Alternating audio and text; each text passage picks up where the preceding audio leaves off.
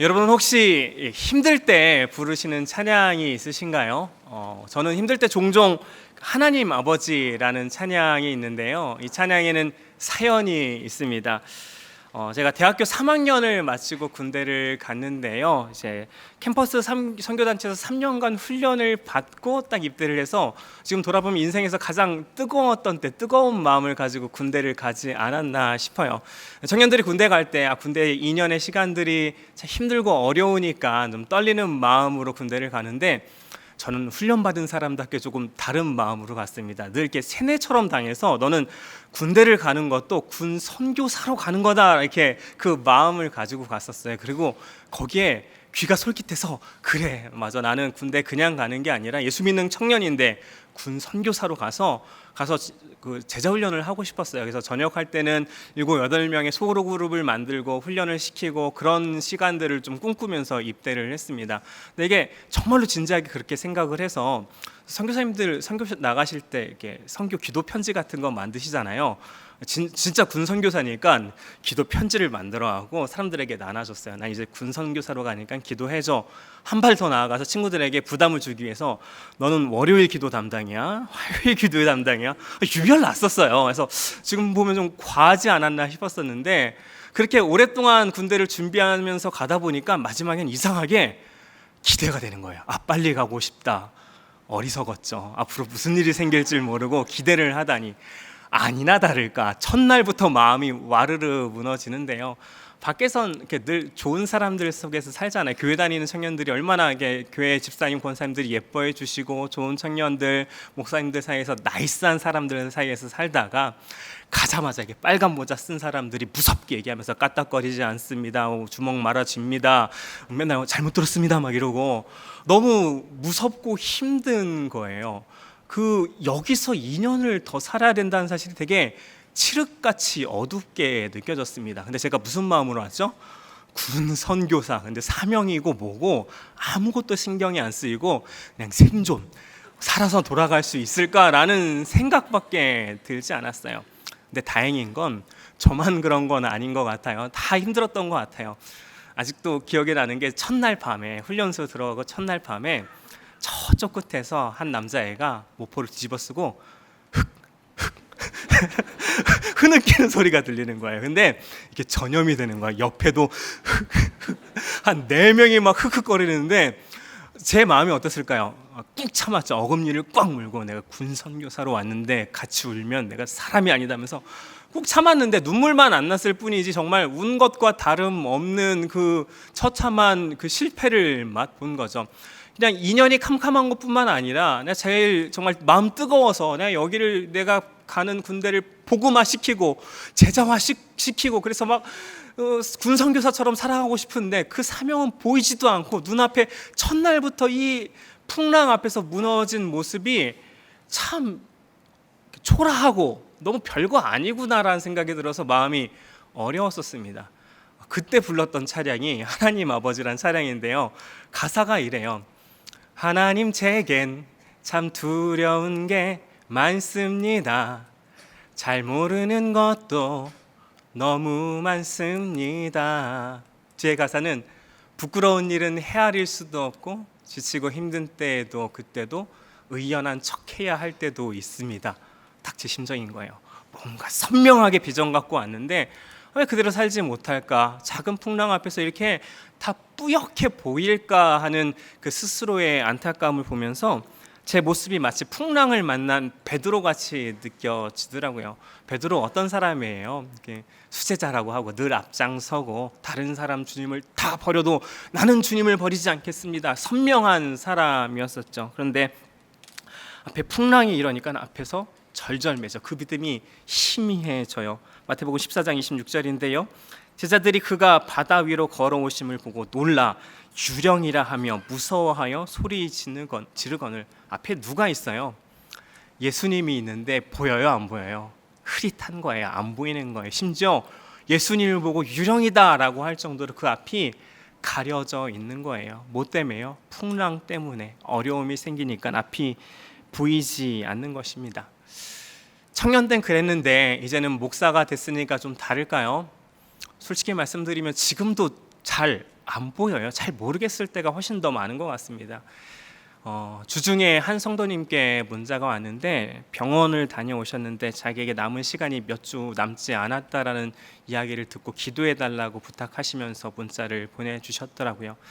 잘 낫고 계신 줄 알았었는데 그 문자를 보고 보통 같으면 바로 전화를 드려서 기도를 해드렸을 텐데 전화 버튼을 못 누르겠더라고요. 왜냐하면 저도 소화가 안 되는 거예요. 하나님 왜 이렇게 하실까요? 참 좋으신 분인데, 참 착하신 분인데 왜 이분에게 이런 어려움이 생기고 점점 더 안 좋아질까요? 이 생각들을 하면서 답은 알죠. 하나님 그래도 선하시다라는 거, 이 믿음이 흔들리는 건 아닌데 이걸 어떻게 해석해야 되나, 무슨 말씀을 해드려야 되나 자신이 없어서 전화를 한참을 머뭇거리다가 전화하다가 전화해서 같이 울다가 말았던 기억이 지난주에 있습니다. 그러고 보면 청년 때나 지금이나 같은 고민을 하는 것 같습니다. 잘 안 보인다라는 거예요. 은혜 받았을 때는 뭔가 좀 선명한 것 같고 군 선교사다, 목사다 이러면서 좀 선명한 것 같은데 자그만 고난만 만나도, 풍랑만 만나도 앞이 캄캄해지고 하나님 도대체 왜 이러시는지 잘 모르겠는 때가 많다라고 느껴지는 것이죠.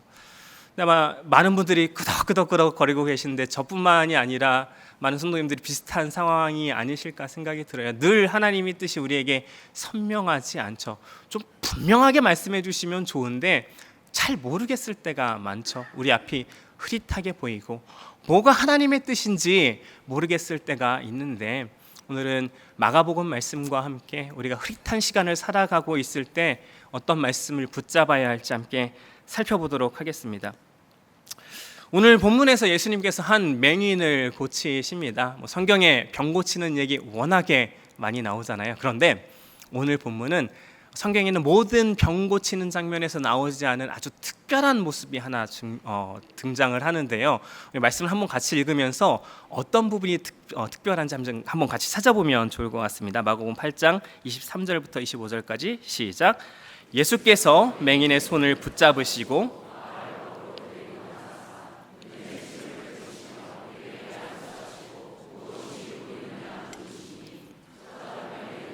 사람들이 보이나이다. 나무 같은 것들이 걸어가는 것을 보이나이다 하거늘 그 눈에 다시 안수하심에 그가 주목하여 보더니 나아서 모든 것을 밝히 보는지라. 혹시 어디가 좀 특별한 부분인지 찾으셨나요? 보통은 예수님께서 병을 고치실 때 한 번에 고치시죠. 근데 이번에는 안수를 하셨는데 보이긴 보이는데 잘 안 보인대요. 사람 같은 게 보이는데 이게 나무 같은 게 지나가는 것 같기도 하고 뭔지 잘 모르겠고 한 번에 안 나요. 그리고 두 번째 안수하시면서 그 병이 낫게 됩니다. 그냥 눈여겨보면 좀 이상하게 생각이 들죠. 예수님께서 왜 한 번에 낫게 하지 않으셨을까? 실수하셨던 걸까? 그러진 않겠죠. 병을 안수를 했는데 실수했다, 잘 안 낫네, 이런 느낌은 아니겠죠. 예수님께서 분명히 의도가 있으셔서 두 번에 걸쳐서 낫게 하셨을 텐데요. 왜 그러셨을까요? 예수님께서는 왜 한 번이 아니라 흐릿한 시간을 맹인에게 허락하셨을까요? 이 장면이 보여지는 의미는 우리 신앙생활에 반드시 이러한 흐릿한 시간이 있다라는 것을 보여주기 위해서 의도적으로 이 장면을 넣으신 것입니다. 문맥을 보면요, 이게 훨씬 더 분명해지는데요. 오늘 본문이 있기 직전에 어떤 일들이 있냐면요, 제자들이 나와요. 근데 제자들이 이때 예수님을 따른 지 이미 1년 반에서 2년 정도 됐을 때라고 생각을 하거든요. 그러면 예수님의 능력을 볼 만큼 봤지요. 오병이어도 경험을 했고요. 오늘 보면 맨 앞쪽에 무슨 일이 있냐면 우리가 흔히 칠병이어라고 부르는 4,000명을 보리떡 7개와 물고기 2마리로 먹이신 사건을 경험하고 난 직후입니다. 그리고 나서 제자들이 또 어떤 이야기를 하냐면요, 마가복음 8장 14절에 제자들이 떡 가져오기를 잊었음에 배에 떡 한 개밖에 그들에게 없었더라. 깜빡하고 떡을 또 안 갖고 온 것 같아요. 이쯤 되면 상습범인가 라는 생각이 들 정도 늘 안 갖고 다니는 것 같아요. 근데 믿음이 있어서 안 갖고 온 게 아니라 한 개밖에 없어서 이걸 가지고 수군거리기 시작해요. 잘 이해는 안 가요. 5병이어 경험했고 7병이어 경험했으면 예수님 떡 없습니다 하고 당당하게 욕을 할 법도 한데 아직도 눈앞이 희미한 상태입니다. 예수님도 그렇게 생각하셨나 봐요. 8장 17절 18절에서 예수께서 아시고 이르시되 너희가 어찌 떡이 없으므로 수군거리느냐, 아직도 알지 못하며 깨닫지 못하느냐, 너희 마음이 둔하냐, 너희가 눈이 있어도 보지 못하며 귀가 있어도 듣지 못하느냐, 또 기억하지 못하느냐. 눈이 있는데 제자들이 잘 보여요, 안 보여요? 잘 안 보이는 거예요. 아까 그 맹인처럼 흐릿하게 보이는 상태가 바로 제자들의 모습인 것이죠. 예수님께서 이 말씀을 하신 이유가 뭐예요? 그냥 책망의 목적이 있는 게 아니죠. 흐리니까 또 알려주시고 또 고쳐주시고, 그렇게 제자들이 자라고 성장하는 모습을 우리가 볼 수 있는 것이죠. 그리고 이 사건 직후에 바로 오늘 본문이 나오는 거예요. 맹인이 두 번에 거쳐서 눈이 밝아지는 장면. 그러니까 맹인의 이 흐릿한 시야의 모습이 누구의 모습을 보여주는 거예요? 제자들의 모습들, 그리고 우리들의 모습을 보여주시는 것이죠. 그리고 예수님께서 이 본문을 통해서 우리에게 해주고 싶으신 위로는 우리 신앙생활이 다 그렇다라는 거예요. 약간 영웅처럼 예수님 딱 믿으면 절대로 믿음이 안 흔들리고 모든 것이 선명하게 보이고 예수님의 음성과 예수님의 뜻이 정말 명확하게 새겨지면 좋은데, 우리 중에 신앙생활 그렇게 하시는 분이 한 분이라도 계신가요? 그렇지 않죠. 늘 우리는 흐릿하게 보여요. 그리고 제가 군대에서 당황한 것처럼 왜 이렇게 흐릿하게 잘 안 보이지? 그런 믿음 없는 우리 모습 때문에 굉장히 괴롭고 어렵고 아파하기까지도 하는 것이 우리들의 모습인 것이죠. 하지만 예수님께서는 이 시간이 죽은 시간이 아니라 하나님께서 일하고 계신 시간이라고 말씀하시는데요. 대신대 박윤만 교수님도 그 책 마가복음에서 이렇게 이 구절을 해석하십니다. 이처럼 예수님의 제자 양육은 두 단계였다. 한 번의 실패로 끝나는 것이 아니라 실패한 그 자리에서 다시 시작함으로 그들의 시야가 회복되어 온전히 그를 보고 따를 때까지 가르치시는 분이 예수님이라 서술되고 있다. 이런 점에서 두 단계 맹인 치료는 그의 양육 방식을 제자들에게 알리는 교육적인 의미를 가지고 있다고 보아야 한다. 이 교육적인 의미라고 해서 말이 딱딱한데요, 훨씬 더 위로의 의미가 아닐까라는 생각들이 들어요. 잘 안 보이지? 원래 그런 거야, 괜찮아, 하지만 잘하고 있어 라고 알려주시는 것이죠. 제가 15년 전에 그 라섹 수술을 했었어요. 그때 청년 때였었으니까는 라섹 수술을, 큰 돈이 100만 원이 넘게 드는 큰 돈이 드는 수술이잖아요. 큰 결심을 하고 병원을 갔는데 상담을 받다 보니까 두 가지 종류가 있대요. 120만 원짜리, 150만 원짜리. 무슨 차이인가요? 물어보니까 120만 원은 좀 아프고 150만 원은 안 아프대요. 근데 결과는 차이가 없대요. 청년 시절이었으니까 3일 정도 아프면 30만 원을 아낄 수 있잖아요. 하루에 10만 원이면 괜찮겠다 싶어서 120만 원짜리를 했습니다.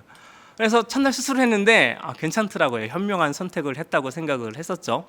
근데 다음날 너무 아픈 거예요. 근데 그냥 아픈 게 아니라 예상을 벗어나서 아파서 어느 정도로 아팠냐면, 이 정도로 아픈 거는 수술이 잘못된 거다 싶을 정도로 너무 아픈 거예요. 친구들의 소개로 갔는데 내 친구들은 이렇게 아팠다고 안 했는데 난 이렇게 아픈 거 보니까 분명히 잘못됐다. 앞이 안 보이면 어떡하지? 뭐 이런 생각들이 드는데, 그때 마침 이제 병원에서 간호사분께서 전화를 주셨더라고요. 위로해 주시면서 많이 아프시죠? 그러니까 많이 아파요. 그래서 울면서 막 전화를 했는데 제가 말씀을 드렸어요. 이렇게 아플 수가 있나요? 뭔가 잘못된 것 같아요 라고 하니까 간호사분이 그거 원래 그래요. 그렇게 얘기하시더라고요. 3일 정도 아프시면은 앞이 잘 보이실 거예요 라고 얘기를 해주시더라고요. 근데 그 이야기를 들으니까 마음이 놓이더라고요. 또 덜 아픈 것 같기도 해요. 아까 이게 비정상이 아니라 내가 낫는 과정이라는 것을 확신을 하니까 이 시간들이 견딜만 해진다라는 그 위로를 얻게 되었습니다. 실제로 3일 지나고 괜찮아지더라고요. 저는 오늘 이 본문이 그 간호사 전화같이 느껴지는 거예요.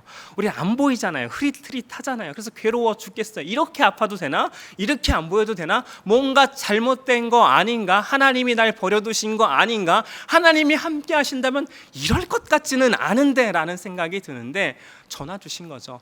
원래 그런 거예요. 원래 흐릿한 시간이 있는 것이란다 라고 하나님께서 우리에게 위로의 말씀을 주시는 것 같습니다.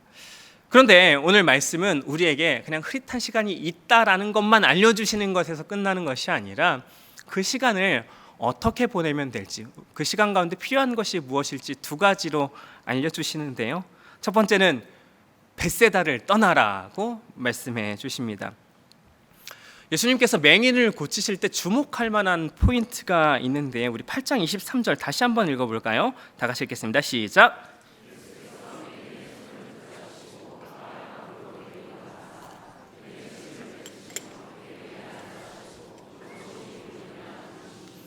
예수님께서 맹인을 고치실 때 보통은 이제 고쳐주세요라고 오면 제일 자연스러운 거 그래 고쳐줄게 하고 그 자리에서 고쳐주는 게 아주 자연스러운 일이죠.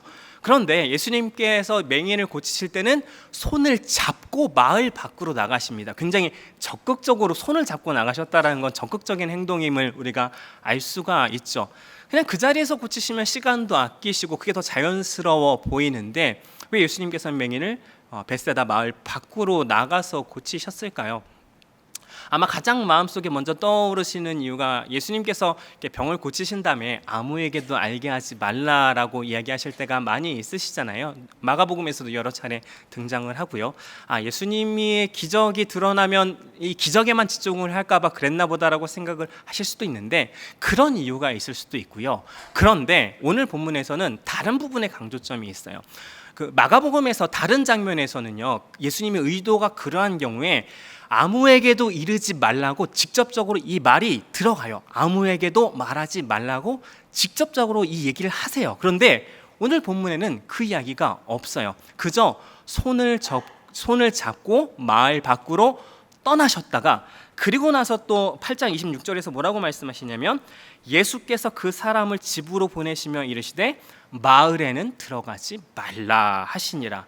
그러니까 오늘 본문에 강조되는 부분들이 있는데 그게 뭐냐면 맹인이 앞을 보기 위해서, 맹인이 낫기 위해서 필요한 것이 벳세다라는 장소를 떠나는 것이 굉장히 중요한 이슈인 것처럼 오늘의 본문에서 강조되고 있다는 것을 우리가 찾아볼 수 있죠. 그렇다면 궁금해지죠. 벳세다가 도대체 어떤 곳이길래 예수님은 벳세다를 떠나서 이렇게 맹인을 고치셨을까요? 대표적인 구절, 예수님이 벳세다를 어떻게 여기시는지 가장 잘 드러난 구절이 마태복음 11장 21절인데요. 화 있을진저 고라시나 화 있을진저 벳세다야, 너희에게 행한 모든 권능을 두로와 시돈에서 행하였더라면 그들이 벌써 베옷을 입고 재에 앉아 회개하였으리라. 예수님께서 벳세다에게 뭐라고 얘기하시나요? 화 있을진저. 그 이유가 뭐예요? 수많은 기적들을 보죠. 오병이어도 벳세다에서 행하셨거든요. 근데 사람들이 회개하지 않는 거예요. 수많은 예수님의 기적들을 보고도 그 마음을 돌이킬 줄 모르는 딱딱한 마음의 도시가 벳세다였던 것이죠. 벳세다는 원래 갈릴리 북쪽에 있는 작은 어부 마을이었었는데요. 여기가 갑자기 커져요. 왜냐하면 분봉한 빌립이 여기의 이름을 벳세다 율리아스라고 이름을 바꾸는데 율리아스가 누구냐면 황제 아우구스투스의 딸인 거죠. 그러니까 여기에 황제의 딸 이름이 붙었다라는 게 무슨 의미예요? 여기를 키우겠다라는 거예요. 정치적인 의도가 있고요. 권력을 찬양하는 도시로서 아름답게 꾸며지고 커져가기 시작을 합니다. 그러면서 마을이 자연스럽게 풍요로워지지만 동시에 세속화가 빠르게 일어나는 곳이 바로 이 벳세다였던 것이죠. 예수님이 떠나라고 했던 벳세다가 어떤 곳이라고요? 이렇게 빠르게 성장하고 풍요롭고 대신 세속화가 있었던 도시가 벳세다였던 것이죠. 예수님께서 왜 떠나라고 하셨을까요? 거기 있으면 예수님을 바라볼 수 없기 때문에 거기 있으면 안 된다라는 거죠. 화려하고 풍요하지만 그 화려함과 풍요로움들이 맹인이 보아야 할 것, 정작 보아야 할 것들을 볼 수 없도록 방해했던 것이죠. 그렇기 때문에 예수님께서 맹인의 손을 잡고 마을을 떠나게 되신 것이죠. 맹인의 입장에서도 마찬가지예요. 벳세다에서 예수님을 맞이했을 때 그의 마음이 어땠었을까요? 주변에 늘 예수님 주변엔 사람들이 많이 있었어요. 수많은 사람들이 예수님을 둘러 앉아 있는데 그 사람들이 다 믿음의 눈으로 바라보고 있는 것은 아니죠. 어떤 사람은 시기하는 눈초리, 어떤 사람은 의심하는 눈초리, 어떤 사람은 맹인을 미워하는 눈초리, 또 시기하는 눈초리, 그 여러 가지 눈초리들로 바라봤겠죠. 예수님을 대면하면서도 그 맹인은 다른 신경 쓸 것들이 많았어요. 그런데 벳세다를 떠나니까 어떤 유익이 있죠? 아무것도 신경 안 써도 되는 거예요. 앞에 누가 있나? 예수님만 생각할 수 있는 환경이 자연스럽게 되는 것이죠. 마을을 떠나니까 벳세다의 번잡함과 번영함과 정신없음이 영향을 미치지 못하는 것이죠. 오늘 말씀을 보면서 우리가 사는 이 시대가 벳세다 같다라는 생각들을 하게 되었습니다.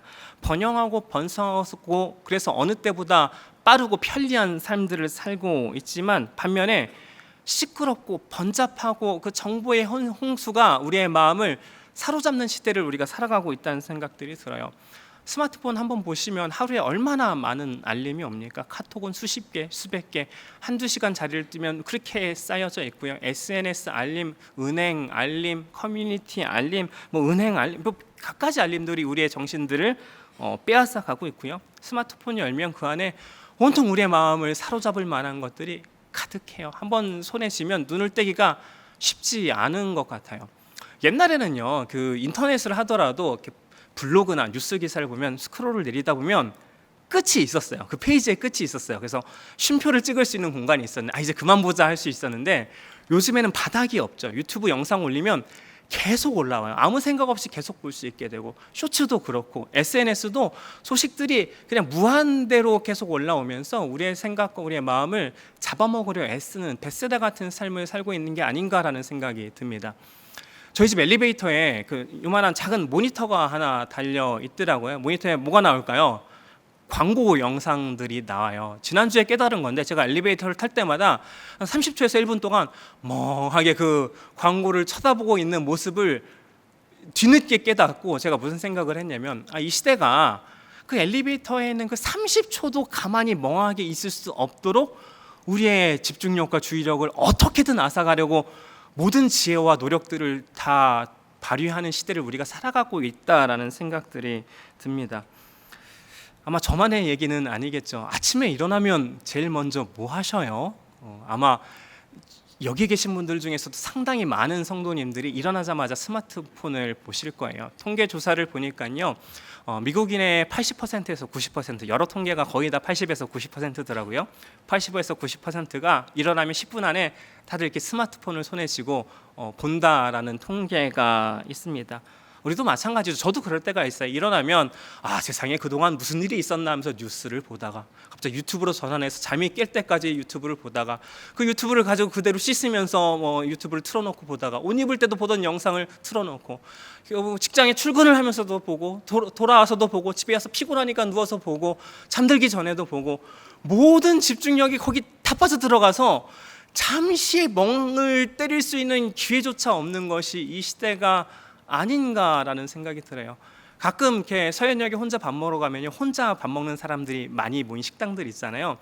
그 사람들 항상 뭘 할까요? 귀에 이어폰 꽂고 이렇게 앞에 그 스마트폰을 보면서 그렇게 잠시도 시간들을 비워놓지 않는 것들을 보면서 이 시대가 벳세다 같다라는 생각들이 듭니다. 현대 그리스도인의 가장 큰 어려움은 예수님을 마주할 수 있는 시간이 없다라는 거예요. 마음의 여유가 없다라는 거예요. 이 벳세다가 우리가 살고 있는 지금의 벳세다가 너무 매력적이고 또 시끄럽고 우리에게 많은 정보들을 주고 있어서 또 우리가 정신을 팔려 있어서 예수님을 대면할 수 있는 틈이 없다는 것이 우리에게 가장 큰 위협입니다. 예수님께서 매인을 치유하기 위해서 벳세다에서 손잡고 나가셨다면 우리에게 가장 필요한 것이 무엇일까요? 우리의 정신을 사로잡은, 우리의 시간을 사로잡은 벳세다를 떠나는 일일 것입니다. 오늘 우리가 적용할 것이 무엇이냐면요, 나의 벳세다가 무엇인지 생각하고 떠나는 것, 이것이 우리에게 가장 시급한 일입니다. 제가 20대 때 캐나다에서 유학을 할 기회가 있었는데요, 제가 있었던 학교는 정말 시골 중에 시골 중에 시골 중에 시골, 어떻게 이런 데 학교가 있을 수가 있나 싶을 정도로 시골 중에 있었어요. 어찌나 시골인지 주변에 학교까지 오고 가는 대중교통도 없었고요. 주변에 식당이나 마트, 카페 이런 것도 아무것도 없었고요. 오직 옥수수밭만 가득했어요. 동쪽으로 가도 옥수수, 아무튼 사방으로 1시간을 가도 옥수수밭밖에 없으니까 늘 그 드넓게 펼쳐진 옥수수를 보면서 이 많은 옥수수는 누가 다 먹나 싶을 정도로 굉장히 시골 가운데 있는 학교였었습니다. 근데 그 와중에 제가 기숙사에 사니까 학교에 있으면 정말 무료하고 심심하고 시간이 천천히 가요. 그 인터넷도 엄청 느려서요. 제가 있었던 당시에 한국 유학생들에게 산소 같은 존재가 뭐냐면 일주일에 한 번씩 무한도전을 다운받아서 보는 게 되게 산소 같은 한국을 그리워하는 향수를 달래는 비결인데요. 인터넷이 느리니까 한 편 다운받는데 3일이 걸려요. 이게 볼 수도 없어요. 가끔 주말에 시내 나가서 다운받아서 오는 거죠. 그러니까 처음에는 바쁜 그 벳세다 같은 한국에서 살다가 이게 느린 동네에 오니까 사람 살 때가 아닌 것 같다는 생각들이 드는 거예요. 역시 학교를 도시에 있는 데를 갈 걸, 좋은 학교를 갈 걸, 여러 가지 생각들을 하면서 이 학교를 온 걸 좀 후회하기도 했습니다. 그렇게 시간이 많으니까 늘 하는 게 뭐냐면요, 산책이에요. 아침 먹고 옥수수밭 산책, 점심 먹고 옥수수밭 산책, 저녁 먹고 옥수수밭 산책, 산책밖에 할 게 없는 거죠. 근데 그러던 어느 날이었어요. 이제 첫 학기였는데 학교 도서관에서 과제를 하다가 문득 눈에 들어온 책이 있는데 헨리 나우엔의 책이었었어요. 그 책에서 열왕기상 19장 12절에서 이제 하나님께서 엘리야에게 말씀하신 장면에 대해서 해설을 하는데 이 말씀입니다. 또 지진 후에 불이 있으나 불 가운데에도 여호와께서 계시지 아니하더니 불 후에 세미한 소리가 있는지라. 헨리 나우엔이 얘기하는 게 뭐냐면 하나님께서 언제 말씀하시냐면 지진 가운데서도 말씀하지 않으시고 불 가운데도 말씀하시지 아니하시고 언제 말씀하세요? 세미한 소리로. ESV에 이렇게 나올 거예요. 아마 still small voice, 작은 목소리로 우리에게 말씀해 주신다라는 거예요. 우리에게 비어진 시간이 생기면 어쩔 줄을 몰라 해요. 그 교회에서 주일날 예배 끝나고 드림센터 넘어가면 엘리베이터가 쭉 올라가잖아요. 청년들이 많이 타잖아요. 공통적인 특징인데 그게 뭔지 아세요? 딱 엘리베이터를 타고 문이 닫히면 어색하잖아요. 할 것도 없는데 다른 핸드폰을 이렇게 꺼내요. 왜냐면 그 올라가는 그 잠깐의 그 어색함과 그 시간의 빈 공간을 보고 싶어서 보는 게 아닐 거잖아요. 갑자기 내가 연락할 때가 생각나서 본 게 아니라 그냥 그 빈 시간을 어쩔 줄 몰라서 그 시간들을 다른 걸로 자꾸 채우고 싶은 욕망들이 우리 안에 있는 거예요. 스마트폰 없을 땐 안 그랬을까요? 스마트폰 없을 땐 빈 시간을 어쩔 줄 몰라서 음악 듣고 TV 보고 사람들 만나고 우리는 기본적으로 마음속에 있는 빈 공간을 어쩔 줄 몰라 하는 그 마음의 빈자리를 다루지 못하는 습성이 있습니다. 근데 하나님이 언제 말씀하세요? 그 still small voice, 세미한 소리로 우리의 비어진 시간에 말씀하시는데 우리는 그 시간이 비워지기만 하면 그 시간을 스마트폰에 빼앗겨 버리고 다른 온통 벳사다의 번잡한 것들에 빼앗겨 버리니 지금이야말로 어느 때보다 하나님께서 말씀하시는 것을 듣는 데 있어서 가난한 때를 우리가 살아갈 수밖에 없는 것이 아닌가라는 생각이 드는 것이죠.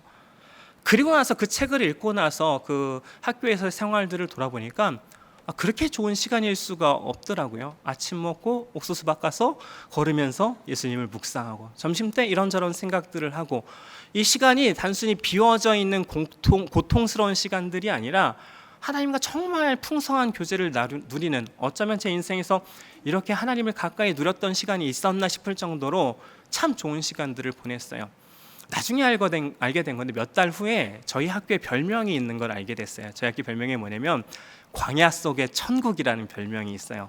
아무것도 없는데 다들 저처럼 방황을 하다가 나중에 알게 되는 거예요. 하나님을 가까이 경험하게 되는 거. 그러면서 정말 저도 그곳에서 3년간 광야 속의 천국을 잘 누리다 왔던 것 같습니다. 하나님이 지금 흐리게 보인다면 우리가 긴급하게 먼저 해야 될 일이 있는데 그게 뭐냐면 벳세다를 탈출하는 것입니다. 우리의 마음을 사로잡은, 우리의 모든 빈 시간의 빈칸들을 채워버린 그 모든 벳세다를 떠났으면 좋겠습니다. 우리의 시간을 블랙홀처럼 빨아들이는 것들이 있다면 탈출하시기 바랍니다. 왜냐하면 하나님께서는 세미한 소리로 말씀하시기 때문입니다. 그리고 그 빈 시간에 사유하셨으면 좋겠어요. 하나님의 뜻이 무엇인지, 나에게 주시는 말씀이 무엇인지, 내가 어떻게 살길 바라시는지, 또 내가 돌볼 이웃은 무엇인지, 그렇게 광야 속의 천국을 누리시는 우리 성도님들 되시길 축복합니다. 흐릿한 시간을 걷는 우리에게 필요한 두 번째는 우리 주목하여 바라보기입니다. 오늘 본문 24절과 25절을 보면요, 맹인이 이제 예수님께서 고쳐주시고 두 번 보잖아요. 두 번 보는 방식이 다른 것들을 발견할 수 있는데요. 말씀을 읽으면서 한번 같이 찾아보면 좋을 것 같습니다. 이번에도 24절, 25절 함께 읽습니다. 쳐다보며 이르되 사람들이 보이나이다.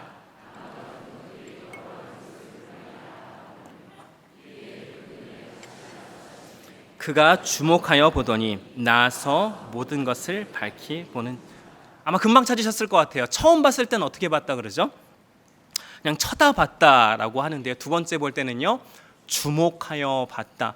이 한국말로도 차이가 있는데요. 원어를 보면 차이가 더 극명합니다. 1절에 24절에 쳐다봤다라는 단어는요, 헬라어로 아나블레포라고 되어 있어요. 블레포가 동사로 보다, see, look 이런 뜻이거든요. 근데 아나가 접두사로서 up, 그러니까 위라는 뜻이에요. 그러니까 올려봤다라는 것이죠.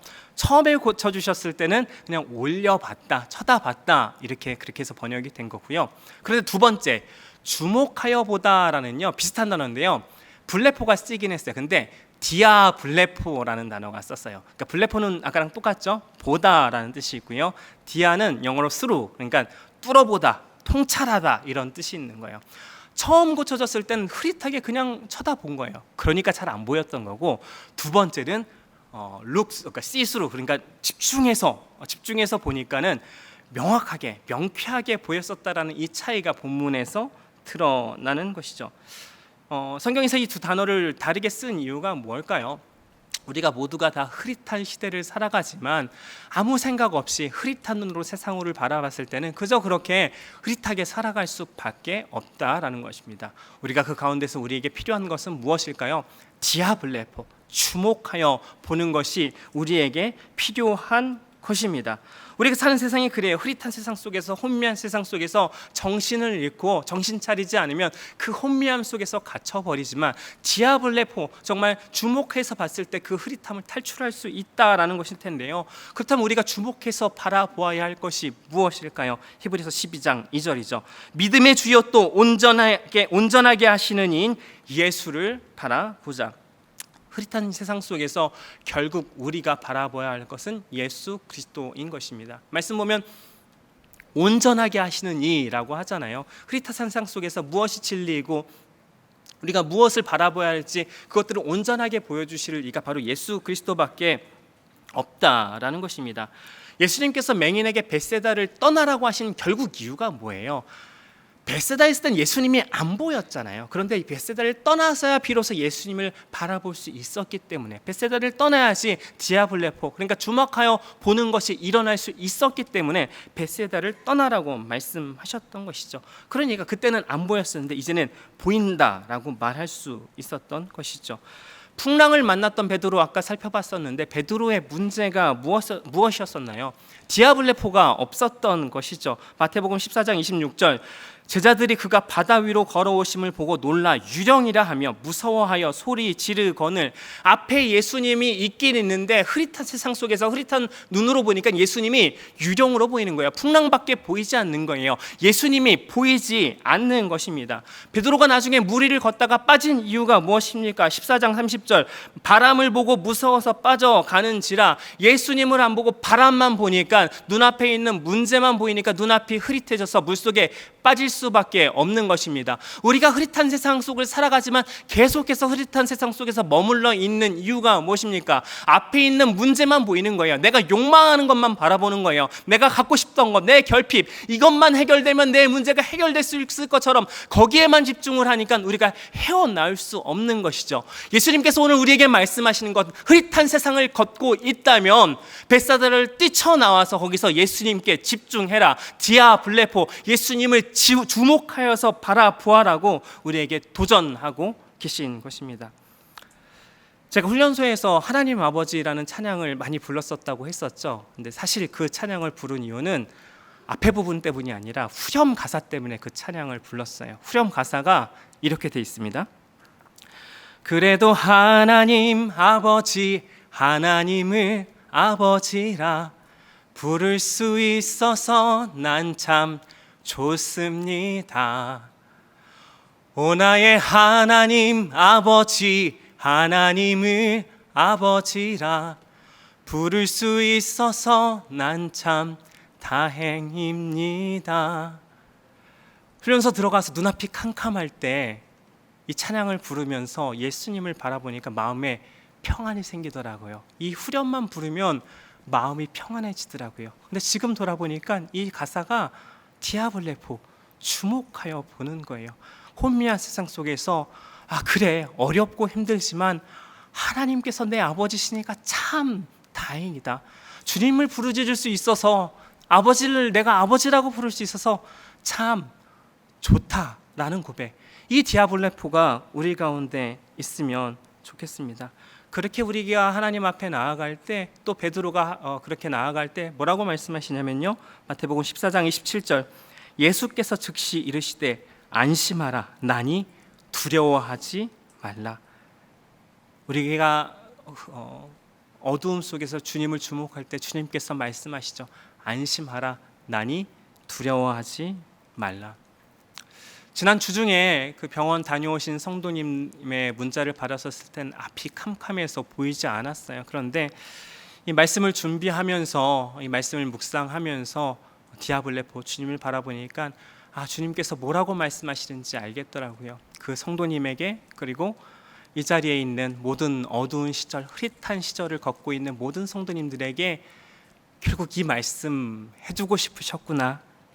안심하라, 나니 두려워하지 말라. 혹시 흐릿한 시간을 겪고 계시면서 어려움과 아픔 가운데 있다면 세미한 소리로 말씀하시는 주님께 주목하시기 바랍니다. 주님께서 오늘 말씀하실 것입니다. 안심하라, 나니 두려워하지 말라. 오늘 말씀을 준비하면서 두려워하지 말라, 두려워 말라라는 찬양이 생각이 났는데요. 이 찬양이 베드로에게 던져주신 예수님의 마음이 아닌가라는 생각이 들었어요. 또 흐릿한 시대를 살아가는 우리에게 주시는 하나님의 위로가 아닌가 생각이 들었습니다. 이 시간 함께 찬양할 텐데요, 주님을 주목하는 마음으로, 우리의 마음의 모든 번잡한 벳세다에서 떠나서 주님을 주목하는 마음으로 우리 함께 찬양하도록 하겠습니다.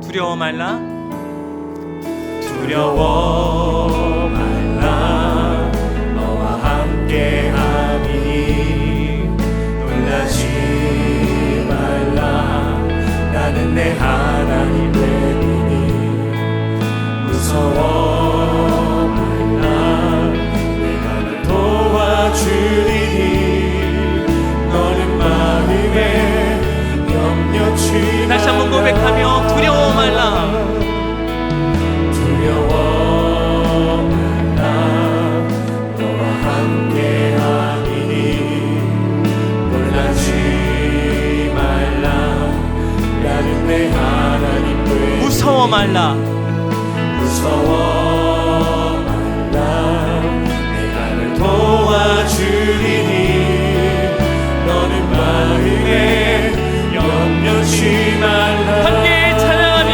내가 너를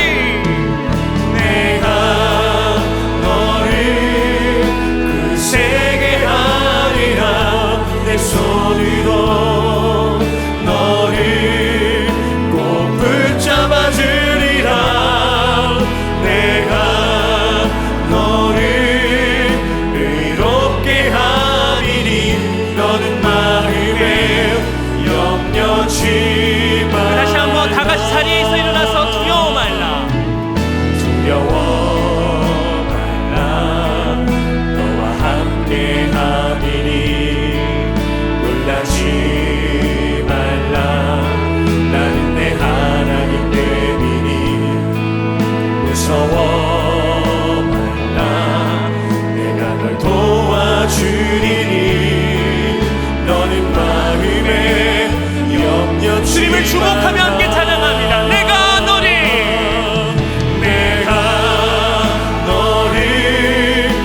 크세게 하리라, 내 손으로 너를 꼭 붙잡아 내가 주리라, 너를 의롭게 하리니 내가 너를 의롭게 너는 마음에 염려치 말라, 너는 마음에 염려치.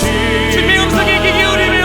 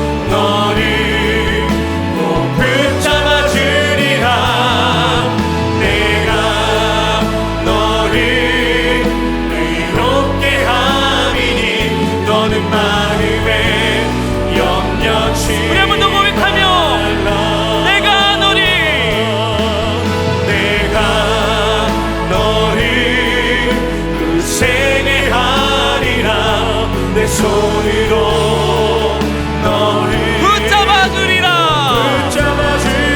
내가 너를 이롭게 함이니 너는 마음에 영영 주님을 바라보며 함께 찬양합니다. 눈을 들어 주를 보라. 내 모든 염려 주께 맡겨라.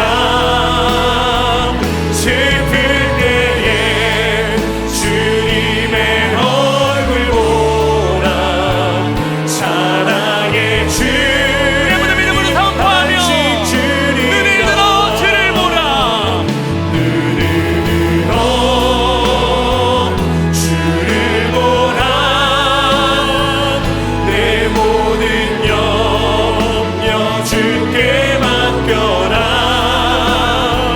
슬플 때에 주님의 얼굴 보라. 사랑의 주님 안식 주리라.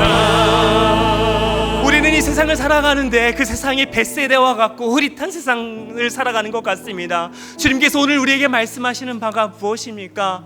그 벳세다를 떠나 그 시간에 비어진 틈을 마련하여 주님을 마주하라. 그냥 바라보는 것이 아니라 디아블레포, 주목하여 주님을 바라보는 그것들이 우리에게 회복되어지길 소망합니다. 시간 함께 기도할 때 주님, 풍랑이 일면 문제가 생기면 우리가 아무것도 보이지 않지만 그 시간들 속에서 디아블레포, 주님을 바라보고 주님을 주목하여 바라보는 것들이 우리 삶에 회복될 수 있도록 주여 함께하여 주시옵소서라고 다 함께 통성으로 기도하시겠습니다. 하나님 아버지 은혜 풀어주시길 간절히 소망합니다. 우리 마음이 어두워서, 우리의 눈이 어두워서 아버지 온전히 주님을 주목하여 바라볼 수 있는 믿음의 눈과 믿음의 길을 바라볼 주시옵소서. 아버지 주님의 그 믿음 가운데 믿음으로 받은 은혜, 아버지 진정한 온전히 주님을 바라볼 수 있도록 마음으로 나아갈 수 있는 우리의 삶이 될 수 있도록 인도하여 주시옵소서. 안심하라 두려워 말라, 놀라지 말라, 무서워 말라. 내가 너와 함께하노라. 나는 너의 하나님됨이라. 날마다 말씀하시고 위로해 주시는 그런 주님의 음성 가운데 주님 위로하며 다시 한번 세임과 능력 보신 주님 안을 바라보며 달려 나아가시는 우리의 신앙의 삶이 될 수 있도록 인도하여 주시옵소서. 주님, 나를 굳세게 하시는 주님, 나의 든든한 오른팔로 붙잡아 주시는 주님, 그런 주님을 주목하여 바라볼 수 있는 우리의 삶의 여정이 될 수 있도록 하루하루가 될 수 있도록 인도하여 주시옵소서. 내 능력과 내 지혜를 자유하여 다시 한번 나아가게 시작하며 아버지 말씀을 붙들고 내려오라. 주님이 나에게 가라진 그 길을 바라볼 수 있는 우리가 될 수 있도록 인도하여 주시옵소서. 거짓 분명한 우리에게 능력과 온전히 주님 바라보고 아버지 우리가 믿음의 눈으로 주님을 주목하며 나아갈 아버지 때 온전히 하나님 앞에 깊은 파도와 바다가 아버지 반석이 될 줄 믿으며 그 함께로 주님 손을 잡고 달려나가시는 우리의 삶이 될 수 있도록, 우리 인생이 될 수 있도록 주여 역사하여 주시옵소서.